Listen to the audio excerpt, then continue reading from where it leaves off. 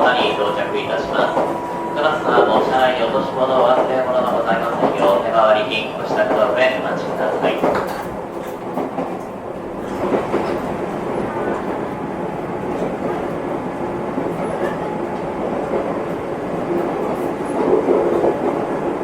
ご案内いたします。下田の町は1854年デリー計画にいる黒船の来航以来、下田条約を結んで開国した歴史の町でございます。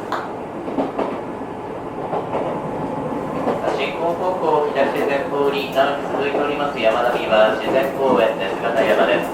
駅前からはロープウェイが運転されております。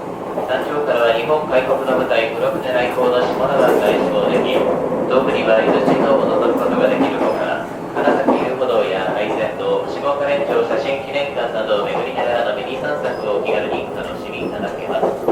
伊豆急島の利用付きになりましてからの観光のご案内は、出口左側の伊豆急トラベルで承っておりますので、気軽にご利用ください。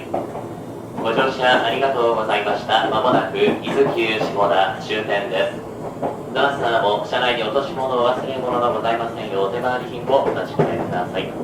本日は伊豆急行線をご利用くださいましてありがとうございました。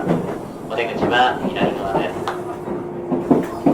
まもなく伊豆急下田終点です。Ladies and gentlemen, we'll be arriving at Izukyu Shimoda Terminal in a few minutes. Thank you for traveling with us, and we look forward to serving you again.